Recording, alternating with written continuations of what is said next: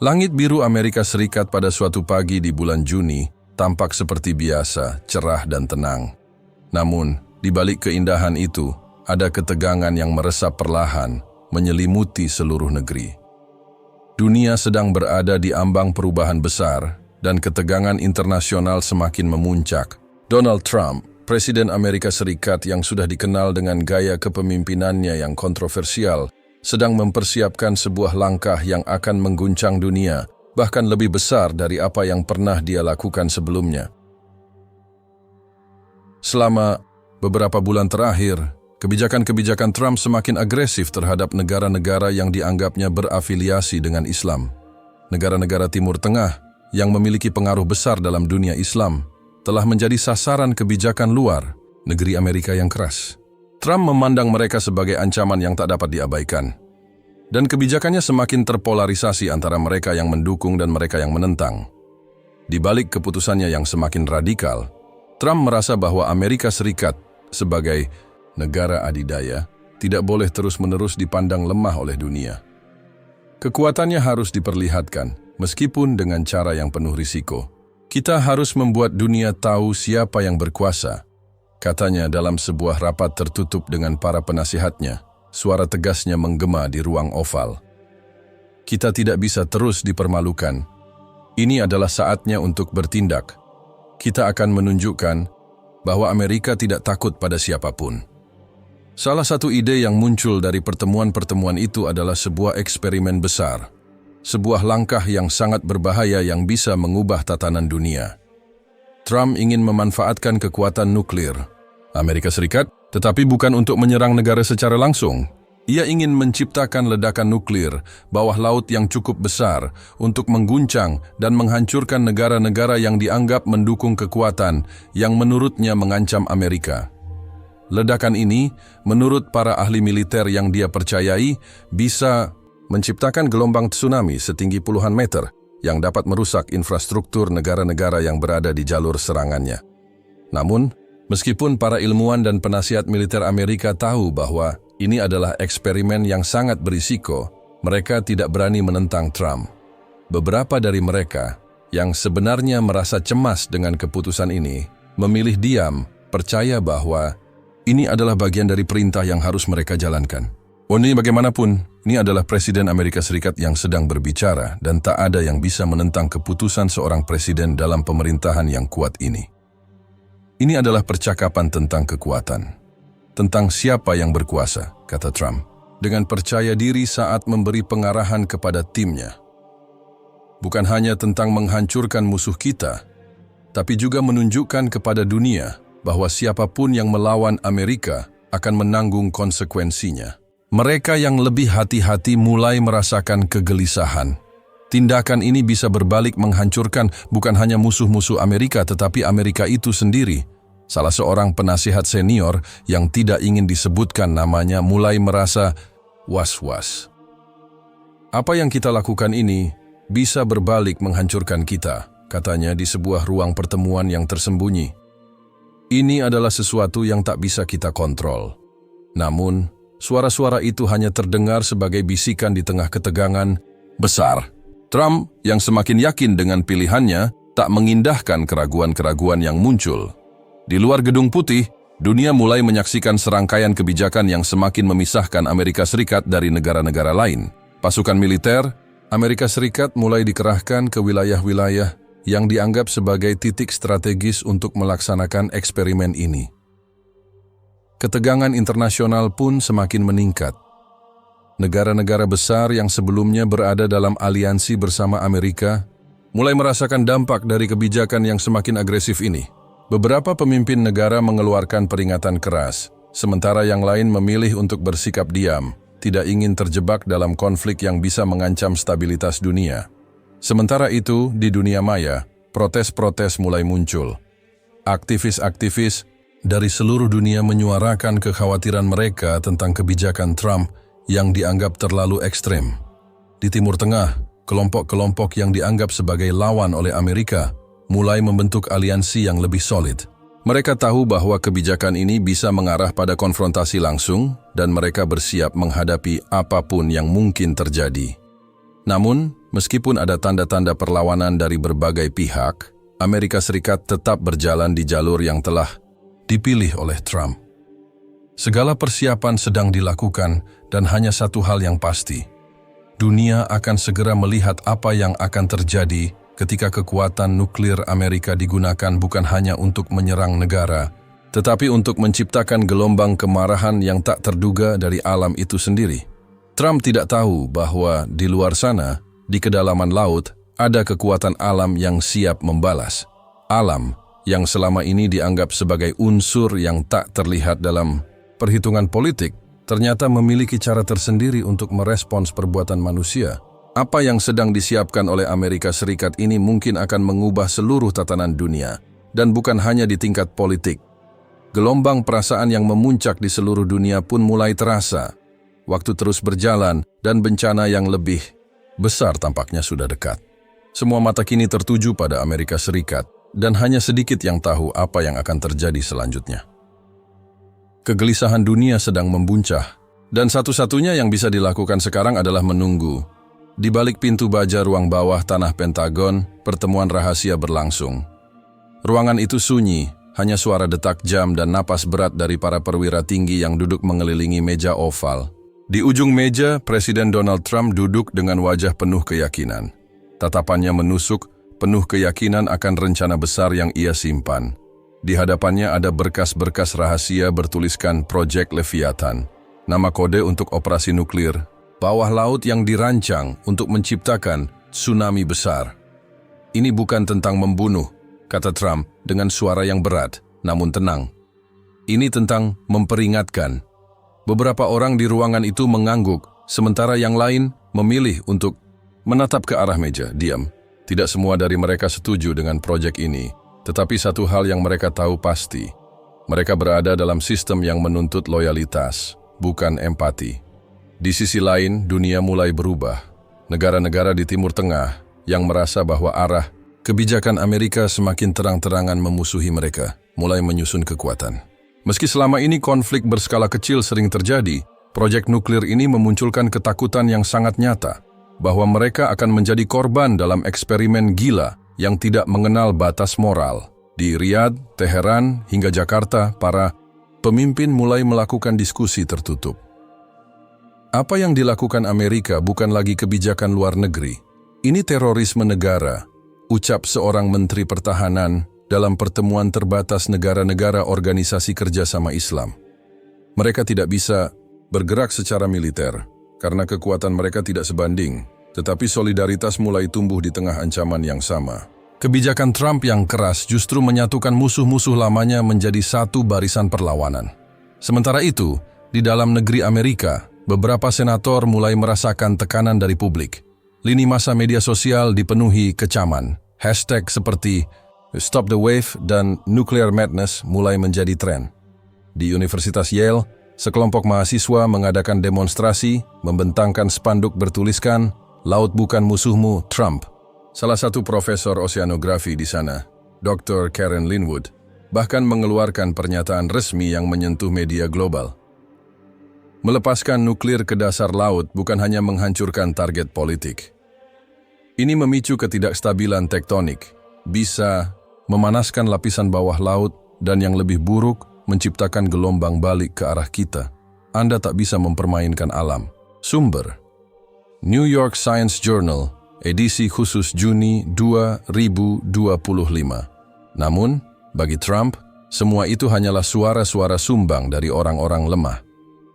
Dalam pidato internal kepada para pendukung militernya, ia menyatakan, "Kita tidak bisa membiarkan kelembekan merusak visi besar kita." Ini soal bertahan atau lenyap.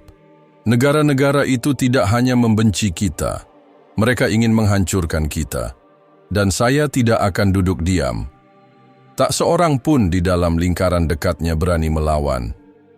Salah satunya adalah Jenderal Marcus Holden, seorang veteran perang yang sudah berkali-kali terlibat dalam operasi rahasia. Tapi kali ini hatinya tak tenang. Ia menyimpan foto-foto anak-anak yang selamat dari tsunami Aceh 2 dekade lalu. Sebuah bencana alam yang masih membekas di benaknya.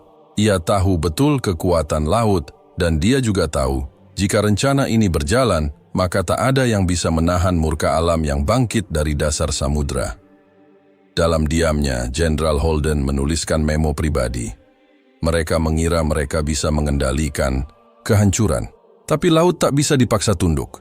Ia menyimpan amarah selama ribuan tahun. Dan ketika waktunya tiba, ia akan meledak. Bukan pada musuh, tapi pada siapapun yang mengganggunya. Sementara itu, para ilmuwan di sebuah fasilitas militer bawah tanah di Nevada mulai menguji sistem detonator nuklir yang akan digunakan dalam proyek ini. Uji coba dilakukan dalam simulasi digital, namun hasilnya tak memberi kepastian. Dari 10 skenario, 7 menunjukkan kemungkinan bahwa gelombang yang diciptakan akan memantul dan menghantam garis pantai Amerika sendiri. Tapi hasil itu tak pernah sampai ke tangan presiden.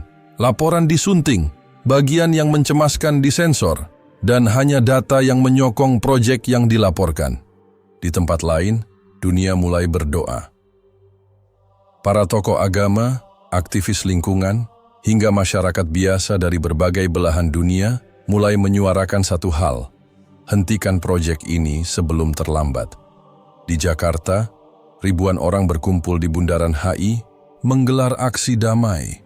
Mereka menyuarakan solidaritas untuk sesama umat manusia, menolak kekerasan dalam bentuk apapun. Jika satu laut bangkit, semua bangsa tenggelam, tulis seorang anak kecil di atas karton sederhana. Namun bagi Trump, empati bukanlah bagian dari perhitungan. Semua ini adalah kalkulasi untung rugi. Risiko, menurutnya, hanyalah bagian kecil dari permainan besar kekuasaan. Dan jika hasilnya adalah jatuhnya beberapa ratus korban, maka itu adalah harga yang harus dibayar. Politik adalah medan perang, katanya dalam sesi wawancara terbatas dengan sebuah stasiun televisi pro-pemerintah. Dan dalam perang, tak ada kemenangan tanpa kerugian. Ia tidak tahu, atau mungkin tidak peduli, bahwa medan perang kali ini bukanlah tanah atau langit. Kali ini, ia bermain dengan lautan. Dan lautan, jika dilukai, tak akan diam. Perintah akhir hampir tiba. Kapal selam nuklir Amerika Serikat yang membawa senjata itu sudah berada di lokasi yang telah ditentukan di Samudra Atlantik. Jutaan liter air menutupi hulu ledak yang akan menjadi awal dari sejarah baru, atau awal kehancuran yang tak bisa ditarik kembali. Dunia menunggu dengan nafas tertahan dan jantung berdebar. Karena untuk pertama kalinya dalam sejarah manusia, seorang pemimpin memilih untuk mengguncang lautan demi menyampaikan pesan kekuasaan. Langit di atas Samudra Atlantik berwarna kelabu. Angin bertiup pelan, seolah menyimpan rahasia besar di kedalamannya. Di perairan yang tenang itulah, puluhan meter di bawah permukaan laut, kapal selam nuklir Amerika Serikat USS Leviathan menyusup dalam keheningan. Ia membawa misi paling berbahaya yang pernah dirancang oleh tangan manusia. Sebuah hulu ledak nuklir berkekuatan setara 50.000 ton TNT. Dirancang bukan untuk menghancurkan kota atau negara, tetapi untuk membangunkan sang raksasa, lautan itu sendiri. Letnan Komandan Jason Rains berdiri kaku di ruang kendali kapal selam. Matanya terpaku pada layar monitor yang menampilkan kedalaman laut dan suhu dasar samudra. Misi ini begitu rahasia, bahkan sebagian besar awak kapal tidak mengetahui apa yang sebenarnya mereka bawa. Hanya 5 orang di dalam kapal itu yang memiliki akses penuh terhadap protokol peluncuran dan mereka semua terikat sumpah kerahasiaan tingkat tertinggi, posisi siap. Kedalaman 230 meter, titik koordinat 07555-29, lapor teknisi navigasi. Suaranya menggema di ruang sempit, dingin, penuh kabel dan perangkat elektronik. Di layar besar di ruang bawah tanah Pentagon, koordinat yang sama dipantau oleh tim elit dengan napas tertahan. Mereka tahu bahwa tidak ada ruang untuk kesalahan. Ledakan ini dirancang untuk mengarahkan gelombang ke arah yang telah dikalkulasi. Serangkaian negara pesisir di Afrika Utara dan sebagian Timur Tengah yang dianggap ancaman strategis. Namun, satu kesalahan kecil saja dalam perhitungan tekanan laut, suhu, atau struktur dasar bumi, maka konsekuensinya tak terbayangkan. Beberapa jam sebelum peluncuran, perdebatan memanas di Gedung Putih. Ini bukan sekadar senjata, kata Direktur NOAA, National Oceanic and Atmospheric Administration, Dr. Eliza Warren, dalam rapat terbatas. Ini adalah eksperimen terhadap struktur geologi bumi. Tidak ada simulasi yang bisa memprediksi apa yang terjadi jika tekanan bawah laut berubah drastis dalam hitungan detik.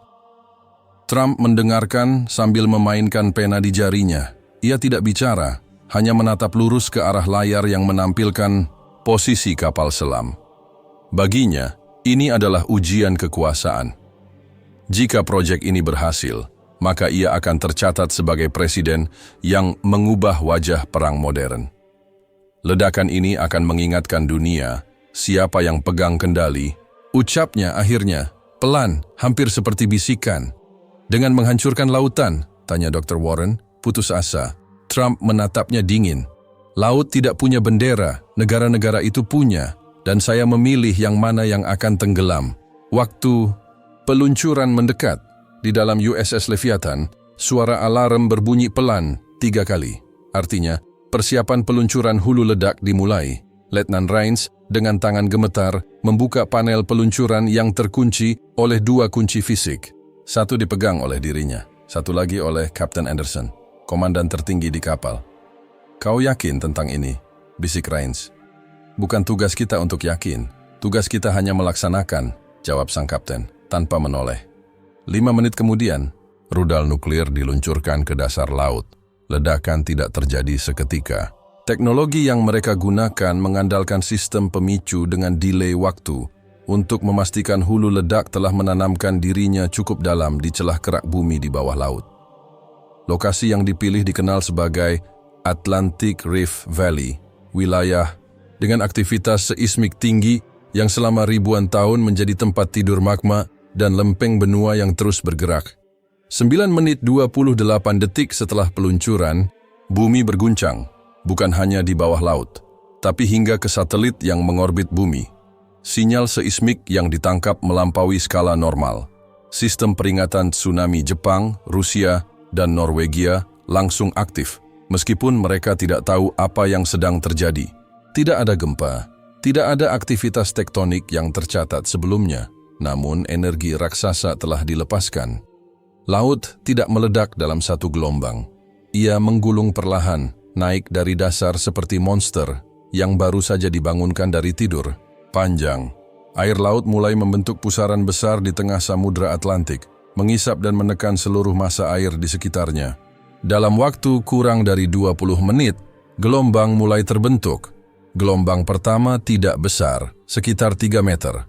Tapi gelombang kedua dan ketiga tumbuh menjadi dinding air setinggi 12 meter, bergerak dengan kecepatan 150 km per jam menuju arah timur dan barat. Perhitungan Pentagon meleset. Salah satu gelombang terbesar bergerak ke arah barat, menuju pantai timur Amerika Serikat. Di Miami, New York, dan Charleston, siren baru dibunyikan 1 jam kemudian. Terlambat. Sistem tidak mengenali asal tsunami. Tidak ada gempa. Tidak ada tanda peringatan dini yang biasa dipakai oleh pusat pemantau bencana. Yang ada hanya dinding air besar yang perlahan mendekat. Di Gedung Putih, suasana mencekam. Trump duduk di ruang kendali krisis, menatap monitor yang menampilkan radar gelombang. Wajahnya kaku. Ia tidak bicara. Tidak ada seorang pun yang berani memecah keheningan. Laksamana Collins, yang sebelumnya menyetujui proyek ini, hanya bisa menelan ludah dan memandang peta yang menunjukkan titik dampak gelombang yang, ironisnya, lebih banyak mengarah ke Amerika daripada ke negara target. Bagaimana bisa? Bisiknya, tidak ada jawaban. Karena saat itu, bahkan para ahli pun tidak paham. Mereka lupa satu hal, dasar laut adalah wilayah hidup, bukan mati. Ketika ledakan dilakukan di jalur lempeng aktif, bukan hanya air yang terguncang, tetapi juga struktur bumi itu sendiri. Laut tidak pernah diam jika diganggu. Beberapa jam kemudian dinding air menghantam daratan. Kota-kota pesisir tenggelam dalam hitungan menit. Jembatan runtuh, mobil-mobil terangkat dan terbawa arus. Orang-orang berlarian, mencoba menyelamatkan diri, tapi tak ada cukup waktu. Korban jiwa terus bertambah. Korban resmi diumumkan 3 hari. Setelah kejadian, 758 orang tewas, ribuan luka-luka, dan kerusakan infrastruktur mencapai angka miliaran dolar. Trump duduk di ruangannya, menatap laporan. Ia membaca sampai akhir, lalu meletakkannya dengan tenang.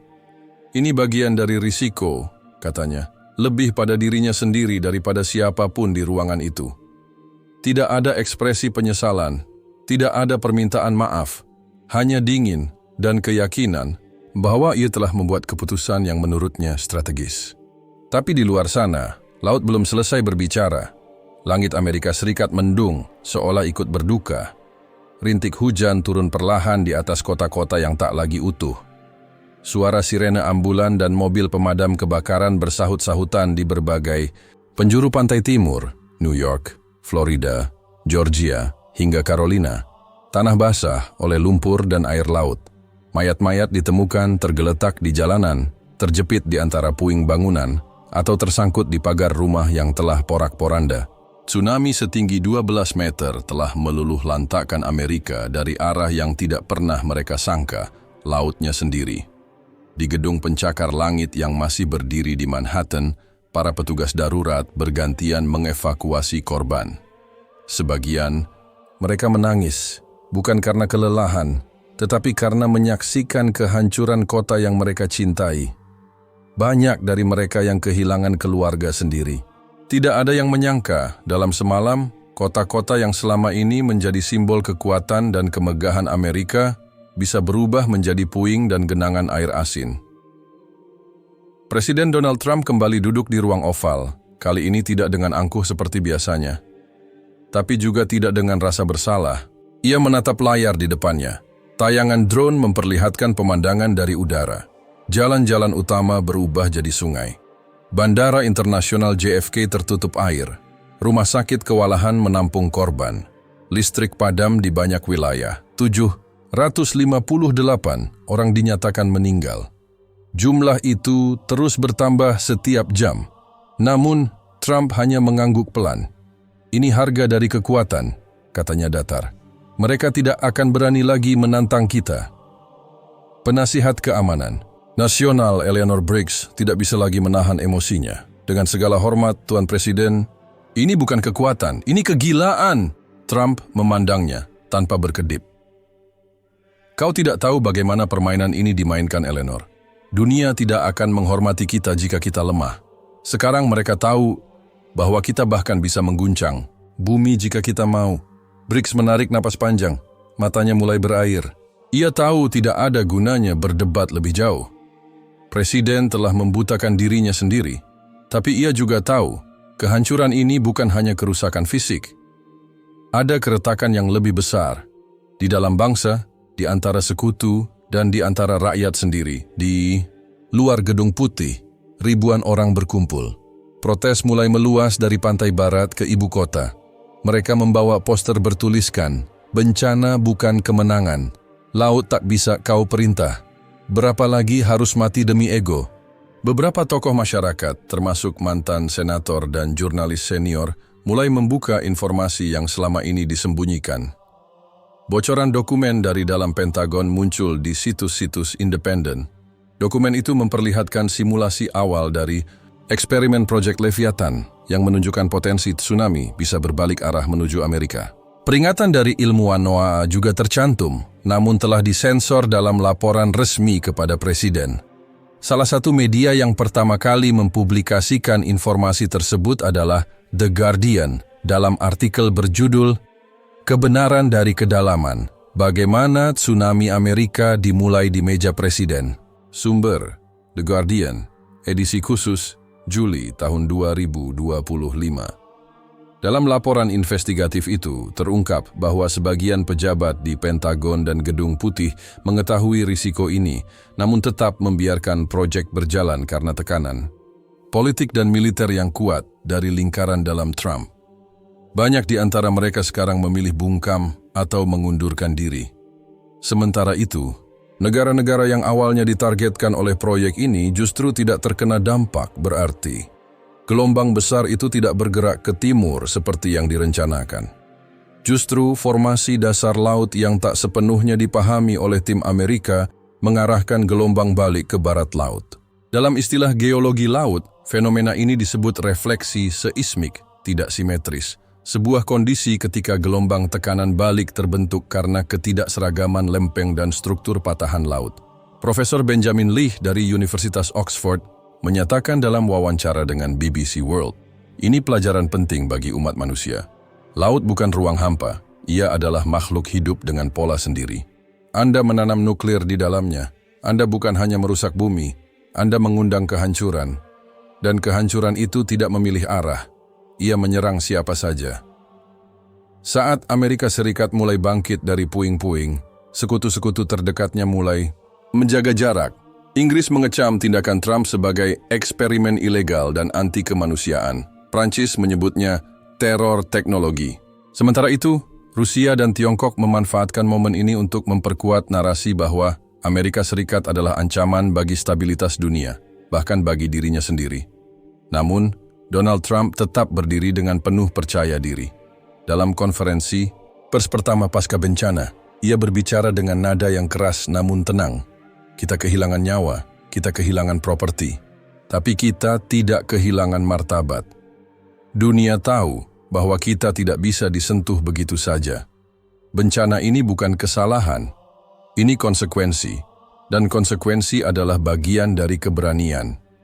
Ucapan itu disiarkan ke seluruh dunia, banyak yang mencaci, banyak juga yang gemetar, bukan karena takut, tetapi karena tidak percaya. Seorang pemimpin negara adikuasa menganggap kehancuran nasional sebagai collateral damage yang dapat diterima demi sebuah pesan kekuasaan. Namun, satu hal mulai terasa di hati rakyat Amerika sendiri. Mereka mulai lelah. Lelah dipimpin oleh pemimpin yang tidak punya empati. Lelah menjadi korban dari ambisi yang tidak mengenal batas. Dan di dasar laut, ribuan kilometer dari Gedung Putih, kerak bumi yang pernah dilubangi oleh ledakan nuklir itu masih terus bergerak. Tekanan air belum sepenuhnya stabil. Pusaran bawah, laut belum benar-benar berhenti. Para ilmuwan diam-diam mulai khawatir. Apa yang telah dibangunkan dari dasar laut itu belum selesai. Di tengah malam yang sunyi, jauh di dasar Samudra Atlantik, sebuah suara samar bergema. Suara retakan yang dalam menggetarkan dasar lautan seperti erangan dari makhluk purba yang terluka. Retakan itu bukan hasil dari gerakan tektonik biasa. Itu adalah akibat dari ledakan nuklir bawah laut yang dilakukan 3 hari sebelumnya oleh militer Amerika Serikat atas perintah Presiden Donald Trump. Proyek Leviathan yang diiklankan sebagai demonstrasi kekuatan telah membangunkan sesuatu yang tidak bisa ditidurkan kembali. Tim peneliti geologi laut dari Norwegia yang sedang melakukan pemantauan terhadap anomali gelombang di Samudra Atlantik, menerima sinyal frekuensi rendah yang tidak biasa. Dr. Helga Anderson, kepala tim tersebut, menatap layar komputernya dengan kening berkerut. Ini bukan gempa biasa, ini lebih seperti pergeseran besar yang belum pernah kami lihat dalam data modern, ujarnya, menghubungi tim PBB yang bertugas memantau stabilitas geologi global. Sementara itu, di Amerika, kehancuran belum berakhir. 758 korban jiwa telah dikuburkan, namun puluhan ribu orang masih mengungsi. Pusat-pusat pengungsian di Virginia, Florida, dan New Jersey penuh sesak. Pasokan makanan menipis, listrik belum sepenuhnya pulih. Pemerintah mengumumkan status darurat nasional selama 2 bulan ke depan. Di luar Gedung Putih, protes masih berlangsung, namun suasana berubah. Jika sebelumnya kemarahan diarahkan pada presiden dan kebijakan destruktifnya, kini mulai muncul kekhawatiran baru, bencana susulan. Badan Meteorologi dan Oseanografi AVS, NOAA, merilis peringatan resmi bahwa dasar laut di wilayah Atlantik Utara menunjukkan tekanan anomali yang dapat memicu gelombang laut kedua yang bahkan lebih besar. Sumber NOAA Advisory Report 1 Mei tahun 2025. Rakyat mulai panik. Tidak ada yang tahu pasti kapan gelombang itu akan muncul atau apakah benar-benar akan terjadi. Namun satu hal pasti, lautan tidak lagi tenang. Presiden Trump menolak laporan tersebut. Dalam konferensi pers darurat, ia menyebut peringatan itu sebagai teori ketakutan yang diciptakan oleh para pecundang. Ini hanya omong kosong ilmiah. Saya tahu laut lebih dari siapapun. Ini hanya efek sisa. Tidak akan ada gelombang kedua. Percayalah, Amerika kuat, kita aman, katanya di hadapan media, dengan nada yang sama seperti saat ia meremehkan virus pandemi bertahun-tahun lalu. Namun rakyat tidak lagi percaya begitu saja. Beberapa wilayah pesisir mulai mengungsi secara mandiri. Di Charleston, ribuan keluarga memadati jalan tol, berusaha keluar dari jalur bahaya. Stasiun televisi lokal menyiarkan rekaman eksodus massal itu dengan narasi yang penuh kecemasan. Bukan karena pemerintah menyuruh, tapi karena rakyat tidak lagi percaya pada pemerintahnya. Di balik layar, beberapa pejabat tinggi militer dan ilmuwan mulai membuat langkah rahasia. Dr. Eliza Warren dari NOAA mengadakan pertemuan tertutup dengan PBB, menyerahkan semua data seismik yang berhasil dikumpulkan setelah ledakan. Ia menekankan bahwa Atlantic Rift Valley kini berada dalam kondisi tidak stabil dan ada kemungkinan aktivitas magma meningkat secara eksponensial. Jika itu terjadi, bukan hanya tsunami yang akan datang, tetapi letusan hidrotermal bawah laut yang bisa menyebabkan pemanasan global regional. Laporan itu bocor ke media internasional. Dunia bereaksi cepat. Jepang, Islandia, dan negara-negara Skandinavia mulai mengevakuasi sebagian wilayah pesisir mereka. Bahkan Prancis dan Inggris mengaktifkan sistem pertahanan sipil mereka. Namun di Amerika, ketidakpastian merajalela. Di ruang bawah tanah Pentagon, sebuah satelit militer menunjukkan gambaran mengejutkan. Retakan baru di dasar laut meluas ke arah barat daya, menjalar sepanjang lebih dari 400 km. Jenderal Marcus Holden, yang sejak awal menolak proyek Leviathan, kini berdiri di depan layar, wajahnya pucat. "Ini sudah tidak bisa dihentikan lagi," katanya lirih. Di hari keempat pasca ledakan, langit berubah. Suhu udara meningkat 5 derajat di beberapa wilayah pantai timur. Air laut mulai surut secara tidak biasa. Fenomena klasik sebelum gelombang besar datang. Masyarakat kembali panik. Telepon darurat meledak oleh ribuan panggilan. Internet penuh dengan video warga yang menunjukkan perubahan laut. Di Savannah, Georgia, permukaan laut tampak turun sejauh 2 km dari bibir pantai, dan kemudian gelombang itu datang. Bukan 1, tapi 3 gelombang beruntun, masing-masing lebih tinggi dari yang sebelumnya. 12 meter, 15 meter, 20 meter.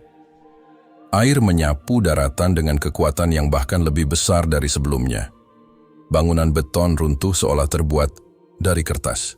Pelabuhan-pelabuhan hancur, kapal-kapal besar terbalik dan terseret ke darat, menghancurkan jalan raya dan gedung pemerintah. Washington DC nyaris lumpuh. Meskipun berada sedikit lebih jauh dari garis pantai, gelombang terakhir mencapai Sungai Potomac dan menyebabkan banjir besar yang melumpuhkan jantung pemerintahan. Gedung Putih tidak sepenuhnya hancur, namun listrik padam dan sistem komunikasi lumpuh total. Trump terpaksa dievakuasi ke bunker bawah tanah. Di sana untuk pertama kalinya ia terlihat bingung. Ia melihat peta bencana di layar cadangan. Titik merah memenuhi pantai timur. "Berapa korban?" tanyanya pelan. Tak ada yang langsung menjawab. Hingga akhirnya Eleanor Briggs berkata tanpa ekspresi, "Diperkirakan 2.300 lebih dan terus bertambah. Ini belum selesai, Tuan Presiden." Trump menatap layar. Untuk sesaat, ia diam. Lalu dengan nada datar, ia berkata, "Itu bagian dari risiko. Kita sudah bicara tentang ini." Tetapi tidak ada yang merespons lagi. Di ruangan itu, bahkan para pendukung fanatiknya tahu, ini bukan lagi soal kekuasaan, bukan soal pesan politik, bukan strategi militer. Ini tentang dosa terhadap alam, dan alam kini sedang menghitung balasannya. Laut telah bangkit, dan ia belum puas. Langit pagi itu tampak seperti kanvas abu-abu yang disapu angin kemurkaan. Di kota-kota yang masih bertahan di pesisir timur Amerika Serikat, udara dipenuhi bau garam, lumpur, dan kematian. Gelombang kedua yang datang tanpa ampun telah menelan lebih banyak nyawa daripada yang bisa diproses oleh otoritas setempat. Rumah sakit darurat penuh, jaringan listrik belum pulih. Korban terus berdatangan dengan tubuh basah, mata kosong, dan luka yang tidak hanya fisik tetapi juga mental. Namun alam belum berhenti. Beberapa jam setelah gelombang terakhir menerjang, NOAA mendeteksi fenomena luar biasa. perubahan suhu laut dalam yang drastis. Di titik ledakan proyek Leviathan, suhu meningkat 18 derajat dalam waktu kurang dari 3 jam.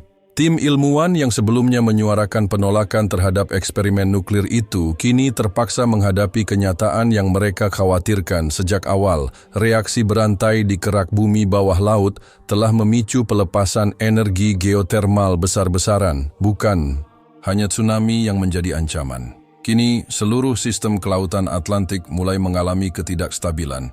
Arus laut Teluk, Gulf Stream, yang selama ribuan tahun menjaga kestabilan iklim Amerika dan Eropa, terganggu. PBB mengeluarkan peringatan tingkat tertinggi, menyebut kondisi ini sebagai kode hitam global iklim laut, sesuatu yang belum pernah terjadi dalam sejarah umat manusia. Sumber UN Oceanic Stability Brief, 4 Februari 2025. Di bunker bawah tanah. Gedung Putih, Trump masih duduk di ruang krisis. Ruangan itu sekarang menjadi pusat dari sisa kekuasaan yang retak. Monitor-monitor besar menampilkan gambar satelit. Daratan yang berubah menjadi rawa, kapal yang terbalik di atas rumah sakit, dan api yang muncul dari pipa-pipa gas bawah tanah yang pecah akibat tekanan gelombang. Trump tetap tidak menunjukkan rasa bersalah. Apa kita sudah tahu siapa yang selamat dari Miami? Tanyanya sambil memutar pena emas di jarinya. Jenderal Holden dengan mata merah dan suara serak menjawab, "Belum, Tuan Presiden. Seluruh sistem komunikasi di sana lumpuh. Kami tidak bisa menjangkau siapapun di area selatan Florida." Trump hanya mendengus pelan. "Ini akan memperkuat posisi kita di Asia," katanya enteng. "Dunia tahu kita berani melangkah sejauh ini." Briggs, yang sudah kehilangan 10 anggota keluarganya di New Jersey, tidak lagi bisa menahan diri. Ia berdiri, menatap mata Trump dengan penuh kebencian. "Anda sudah menenggelamkan negeri ini, dan Anda bicara soal posisi? Ini bukan lagi tentang strategi. Ini kehancuran. Ini kebodohan." Trump menatapnya tajam. "Kau pikir aku tidak tahu risikonya?" ujarnya pelan. "Semua pemimpin besar selalu bermain dengan api. Kadang kita terbakar, tapi itu bagian dari sejarah. Aku akan tetap diingat." "Kau akan diingat, ya," kata Briggs, suaranya bergetar. "Tapi bukan sebagai pemimpin besar. Sebagai orang yang pertama kali mengebom lautan, lalu diserang balik oleh air yang dia pikir bisa dia kendalikan." Diam. Sunyi menyelimuti ruang kendali itu. Tidak ada yang menimpali, tidak ada yang membela. Di luar berita duka terus mengalir. Evakuasi besar-besaran dilakukan ke wilayah tengah dan barat Amerika, tetapi itu tidak mudah. Jaringan logistik hancur, jalan-jalan besar terendam atau terputus, dan banyak kota kehilangan kontrol. Masyarakat mulai mengandalkan komunitas mereka sendiri untuk bertahan hidup. Di beberapa daerah, muncul kelompok sukarela, para pemuda, guru, bahkan mantan narapidana yang turun tangan membangun dapur umum, tempat berlindung, dan mengevakuasi warga tua yang tertinggal. Di antara kekacauan itu, satu hal menjadi jelas. Bagi seluruh rakyat, pemerintah pusat telah gagal. Berita-berita internasional mencibir Amerika. Media dari Jerman dan Swedia menjuluki peristiwa ini sebagai The Rebellion of the Ocean, pemberontakan lautan. Negara-negara lain mulai membentuk blok solidaritas baru, tanpa mengundang Amerika Serikat. Aliansi global yang biasanya dipimpin AS kini berjalan tanpa mereka. Lebih buruk lagi, sistem ekonomi negara mulai runtuh. Bursa saham anjlok, investor kabur, nilai dolar melemah drastis. Analis internasional menyebut ini sebagai kehancuran reputasi negara adikuasa secara permanen. Sementara itu, kerusakan yang lebih besar mulai terjadi di wilayah ekosistem laut. Puluhan ribu ikan mati terdampar di pesisir, terumbu karang. Di wilayah Karibia rusak total. Satelit milik Prancis menunjukkan area mati seluas ratusan kilometer di bawah laut, yang dulunya penuh kehidupan kini berubah menjadi zona asam dengan kadar toksin tinggi. Para aktivis lingkungan menyebutnya sebagai genosida ekosistem. Namun Trump masih bersikeras. Dalam pernyataan tertulis yang ia bacakan melalui siaran internal pemerintahan, ia mengatakan, "Saya tahu ini adalah masa sulit bagi bangsa kita, tapi saya tidak menyesal. Keputusan besar selalu punya harga, dan saya siap menanggungnya. Sejarah akan memutuskan apakah saya salah. Tapi saya tidak akan minta maaf karena mencoba menyelamatkan dunia dari ancaman." Pernyataan itu memicu amarah luas, bahkan dari dalam Partai Republik sendiri. Beberapa anggota Kongres menuntut sidang darurat pemakzulan. Media konservatif yang dulu mendukungnya mulai menarik diri, menyebut Trump gagal memahami batas antara kekuatan dan kehancuran. Di layar lebar Pentagon, retakan baru muncul. Kali ini menjalar ke arah Greenland, wilayah beku yang kini menunjukkan aktivitas geotermal akibat gangguan sistem laut dalam. Jika lapisan es retak, maka permukaan laut dunia akan naik drastis dalam hitungan minggu. Profesor Karen Linwood dari Yale mengirim peringatan terbuka kepada seluruh dunia melalui publikasi ilmiah. Kita tidak sedang menghadapi satu bencana. Kita sedang menghadapi rangkaian kehancuran yang saling terhubung.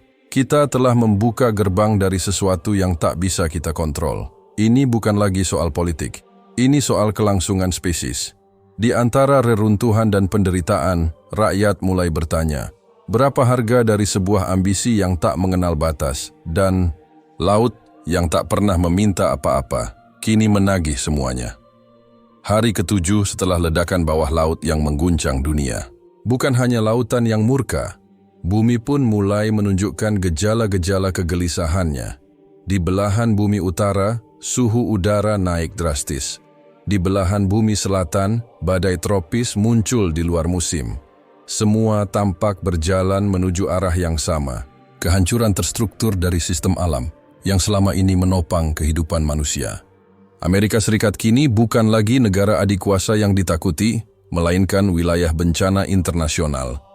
Tsunami kedua telah merenggut lebih dari 2.300 nyawa, dan jumlah korban luka serta hilang mencapai puluhan ribu. Wilayah pesisir lumpuh, ekonomi terpuruk, dan sistem pemerintahan mulai goyah. Di balik bunker anti-rudal bawah tanah Gedung Putih, Presiden Donald Trump akhirnya menunjukkan sesuatu yang belum pernah tampak sebelumnya. Kelelahan. Bukan karena penyesalan, tetapi karena isolasi. Ia tetap bersikeras bahwa semua ini adalah bagian dari proses menuju dominasi dunia, namun dunia tidak lagi mendengarkan, bahkan negaranya sendiri tidak. Pukul 9 malam, jaringan televisi nasional PBS menyiarkan pengumuman darurat dari Aliansi Gubernur Amerika Tengah, sebuah koalisi baru yang dibentuk oleh 13 negara bagian untuk mengambil alih pengelolaan krisis. Mereka menyatakan bahwa pemerintah federal telah gagal secara moral dan operasional. Gubernur Texas, Marlin Scott, berbicara mewakili aliansi. Kami tidak bisa menunggu Washington DC untuk bertindak.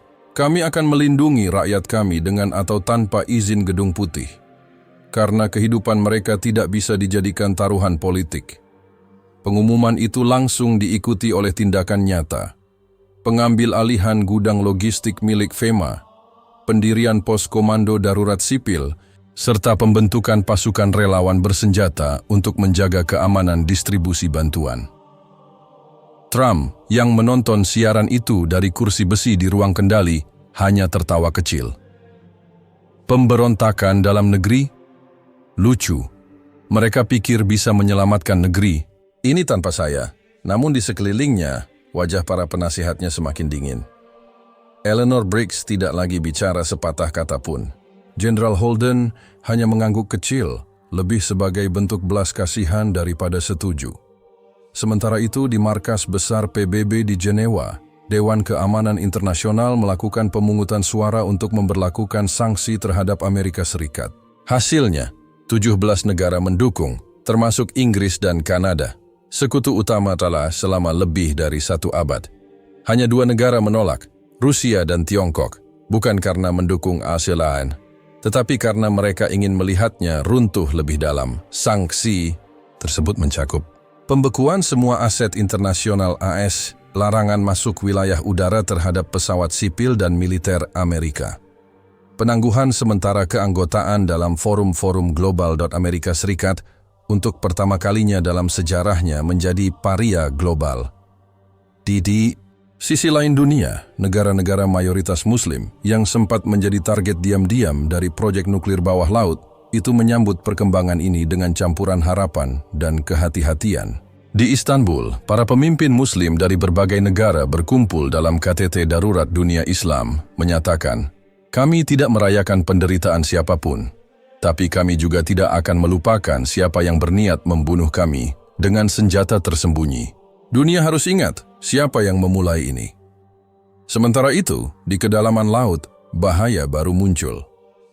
Para peneliti dari Prancis dan Jepang yang menyelidiki zona ledakan nuklir Leviathan menemukan sesuatu yang lebih menakutkan dari retakan dan tekanan. Air, peningkatan konsentrasi isotop radioaktif yang mengancam rantai makanan laut global.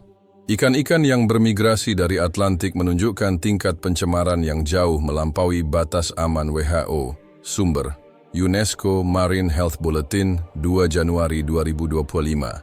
Jika pencemaran ini menyebar ke Samudra Hindia dan Pasifik, maka seluruh pasokan makanan laut dunia akan terancam. Ini bukan lagi bencana lokal. Ini menjadi ancaman eksistensial terhadap pangan global. Laut bukan hanya membalas. Ia kini membawa racun ke seluruh penjuru bumi. Di tengah kekacauan itu, muncul pergerakan baru dari rakyat.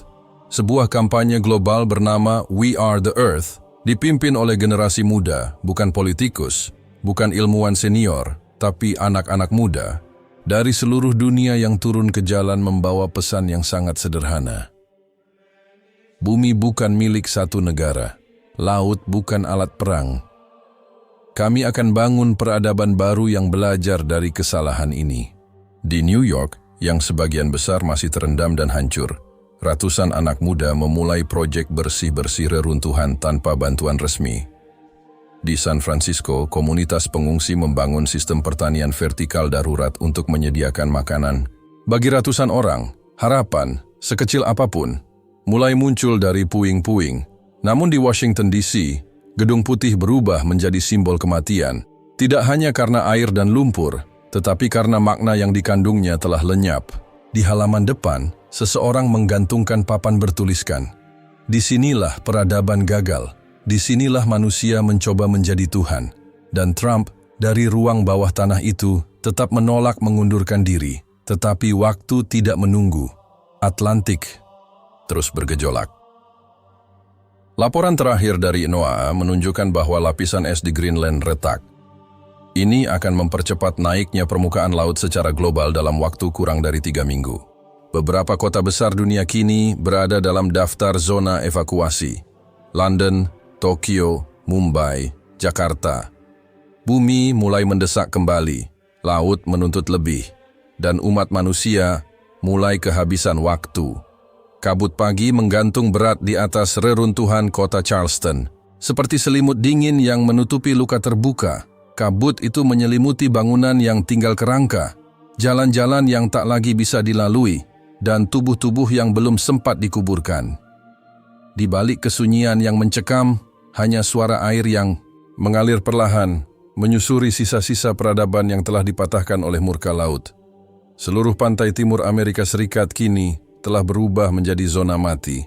Lebih dari 20 juta jiwa terpaksa mengungsi ke wilayah barat dan tengah, menciptakan krisis kemanusiaan terbesar dalam sejarah negara tersebut. Antrian makanan membentang puluhan kilometer, obat-obatan langka, penyakit mulai mewabah di kamp-kamp pengungsian. Orang tua, anak-anak, mereka yang sakit dan lumpuh, semuanya hidup dalam ketidakpastian, digantung oleh harapan yang nyaris putus. Di bunker bawah Gedung Putih, Trump masih bertahan. 3 orang penasihatnya sudah mundur. Eleanor Briggs, setelah kehilangan semua anggota keluarganya, akhirnya meninggalkan ruang kendali tanpa berpamitan. Dalam siaran internal terakhir, ia menyebut sang presiden sebagai simbol terakhir dari zaman kegelapan manusia. Namun Trump tak goyah. Ia masih tampil di siaran tertutup Gedung Putih setiap pagi, berbicara pada staf yang tersisa. Suaranya keras, penuh keyakinan. "Kita sedang membangun ulang kekuatan," katanya. Apa yang terjadi adalah purifikasi, pemurnian. Dari sini, hanya yang kuat yang akan bertahan. Tetapi dunia di luar bunker tidak mendengarkan lagi. Di Chicago, pusat pemerintahan sementara yang dibentuk oleh koalisi negara bagian, warga mulai menyebut era baru ini sebagai zaman air. Di sekolah-sekolah darurat, anak-anak belajar tentang laut, bukan hanya sebagai ekosistem, tetapi sebagai kekuatan yang bisa membentuk dan menghancurkan peradaban. Buku-buku sejarah mulai ditulis ulang. Bencana Leviathan diajarkan bukan sebagai kecelakaan, tapi sebagai kesombongan manusia yang dilawan oleh alam.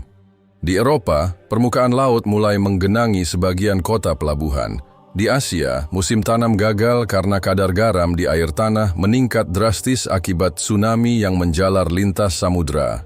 Di Afrika, pasokan ikan laut anjlok karena pencemaran radioaktif dari titik ledakan. Satu planet, satu luka besar.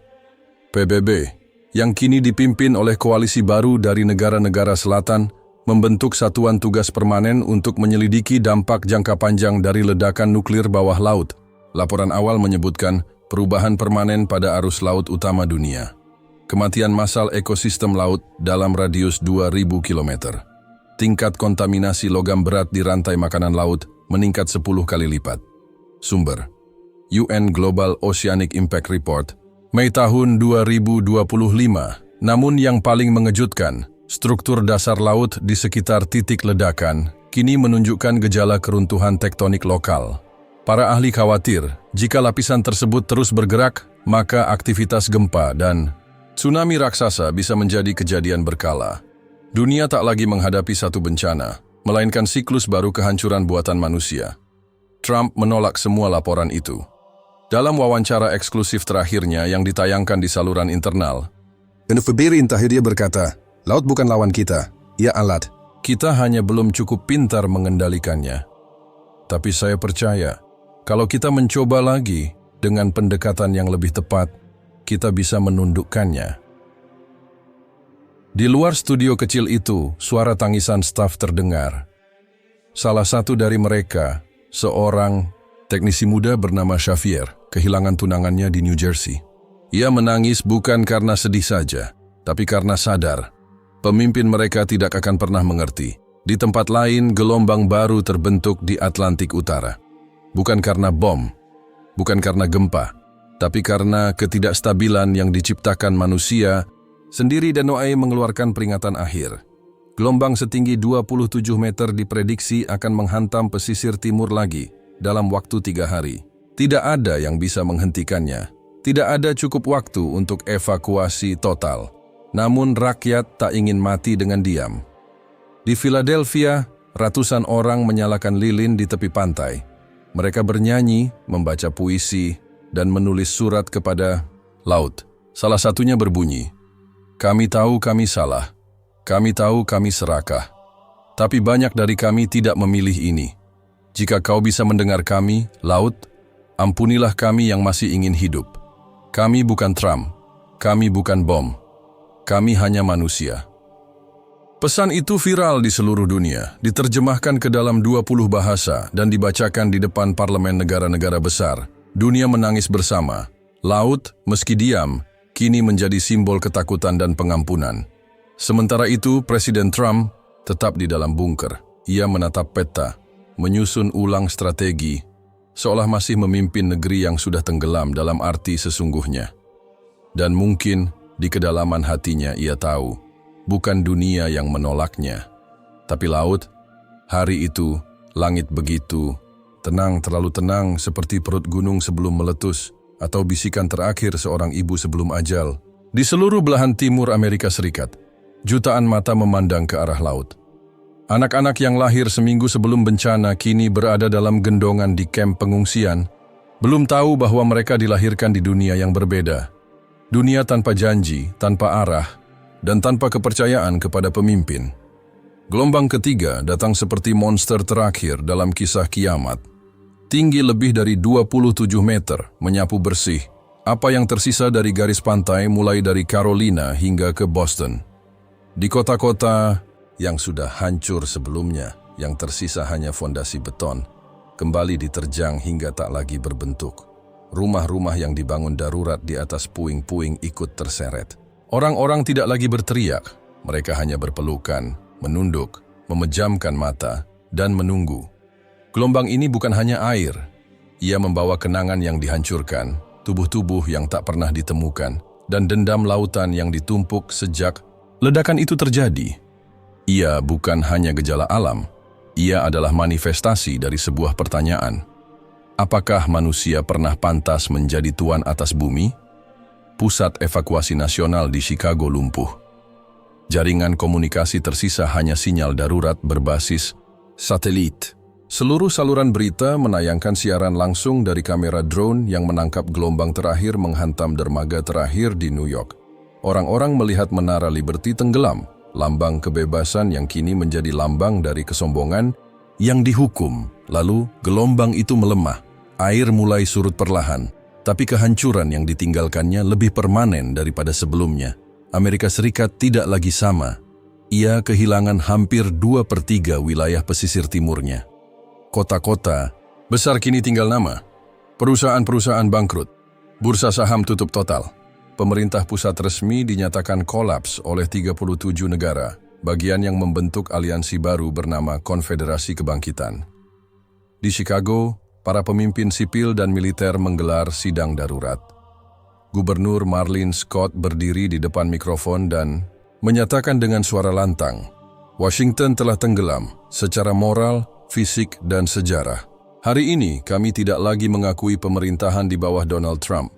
Kami membentuk sistem baru berbasis rasa takut yang telah kami pelajari dari lautan dan rasa cinta yang kami temukan kembali di antara sesama manusia. Sementara itu, di bawah tanah yang dalam, di bunker anti-nuklir, Trump duduk di sebuah ruangan yang semakin kosong. Staf terakhir telah dievakuasi bukan karena prosedur, tapi karena tidak tahan lagi hidup di bawah tirani ketidakpedulian. Monitor di sekelilingnya sudah mati. Hanya satu layar yang masih menyala, menampilkan peta Amerika dalam warna merah. Bukan karena sistem pertahanan, tetapi karena zona bencana. Ia berbicara sendiri ke mikrofon yang sudah tidak tersambung. Kita akan bangkit lagi. Mereka akan datang padaku. Mereka tahu bahwa hanya aku yang bisa memulihkan semuanya. Tetapi tidak ada yang mendengarkan. Tak ada transmisi. Tak ada dunia yang menanti jawaban dari Donald Trump. Kota-kota di Eropa, Asia, dan Afrika kini juga sibuk menghadapi dampak lanjutan. Banjir akibat kenaikan permukaan laut, gagal panen karena perubahan arus udara global, dan kekurangan protein akibat rusaknya ekosistem laut. Krisis ini tidak bisa lagi disebut sebagai masalah Amerika. Ini adalah kehancuran global yang dimulai dari satu tombol, satu ledakan, satu manusia. Di luar bunker, di pantai reruntuhan yang pernah menjadi wilayah Delaware, seorang anak kecil berjalan di atas puing-puing. Ia tidak tahu siapa Trump. Ia tidak tahu apa itu nuklir. Tapi ia tahu bahwa laut telah marah dan dunia telah berubah. Ia memungut sebuah buku tua yang mengapung, basah, sobek, tapi masih bisa dibaca. Di sampulnya tertulis, Ensiklopedia Dunia, edisi perdamaian. Ia membuka halaman pertama dan menatap gambar burung merpati. Kemudian, ia menatap laut yang kini tenang. Seolah lautan itu sudah puas, sudah selesai, sudah mengajarkan pelajarannya di markas PBB sementara yang kini berpindah ke Ulaan Batar, Mongolia, lokasi tertinggi dan teraman dari air laut. Dunia berkumpul tanpa Amerika. Resolusi baru disahkan, pelarangan total uji coba senjata di bawah laut. Pembuatan hukum internasional tentang pelestarian dasar samudra. Pencabutan hak veto dari negara manapun yang melanggar ekosistem global. Dan untuk pertama kalinya dalam sejarah, bumi mengumumkan sesuatu yang lebih besar dari politik. Janji untuk tidak melupakan. Nama Leviathan kini tertulis di dinding peringatan global bersama bencana Hiroshima, Holocaust, dan pemusnahan suku Indian. Tapi lebih dari itu, tertulis pula nama-nama korban yang tak berdosa, anak-anak, ibu, nelayan, para medis, relawan, jurnalis, hingga warga sipil yang hanya ingin hidup damai. Trump tetap tidak meminta maaf, tapi sejarah akan menuliskan semuanya, dan laut tidak perlu menulis. Ia telah berbicara. 17 hari sejak gelombang terakhir menyapu dunia, bumi akhirnya sunyi. Bukan sunyi karena damai, tetapi karena lelah. Udara masih mengandung serpihan asin dari samudra yang marah. Matahari masih tertutup awan abu radioaktif. Dan langit di atas Amerika Serikat masih kelabu, seperti raut wajah manusia yang kehilangan arah hidup. di antara reruntuhan daratan yang dulu disebut negara adikuasa, bunga-bunga liar mulai tumbuh tanpa diundang. Alam, seperti biasa, tidak menunggu izin. Ia hanya mengambil kembali ruang yang dulu direbut darinya. Reruntuhan tembok, fondasi bangunan, jalan-jalan tol, semuanya mulai ditutupi lumut, air, dan akar. Seolah bumi sedang menulis ulang peta, menghapus tinta buatan manusia, dan menggantinya dengan hijau. Donald Trump tak lagi terlihat. Bunker di bawah Gedung Putih ditemukan kosong oleh tim penyelamat yang dikirim oleh Konfederasi Kebangkitan seminggu setelah sistem komunikasi benar-benar terputus. Tidak ada catatan, tidak ada tanda-tanda keberangkatan. Hanya kursi goyang yang masih bergerak pelan dan selembar kertas kosong di meja kendalinya. Sebagian mengatakan ia kabur, sebagian percaya ia sudah meninggal. Sebagian lagi tak peduli, karena yang lebih penting bukan kemana ia pergi, tapi apa yang ia tinggalkan, dan itu adalah luka di seluruh tubuh bumi. Di Ulaanbaatar, pusat peradaban baru sedang dibentuk. Bukan dengan monumen, bukan dengan janji kekuasaan, tapi dengan kesepakatan paling sederhana dalam sejarah umat manusia untuk tidak lagi bermain sebagai Tuhan. Konferensi Dunia untuk Penataan Ulang Peradaban menyepakati Piagam Samudra, dokumen internasional pertama yang menyatakan laut sebagai entitas hidup yang berhak dilindungi, dihormati, dan tidak boleh dijadikan senjata. Sumber: Piagam Samudra, Resolusi Global Mei 2025, Persatuan Bangsa-Bangsa Baru. Pasal pertama berbunyi, laut bukan milik siapapun dan tidak boleh dipaksa tunduk kepada siapapun. Ia adalah rumah, bukan medan perang.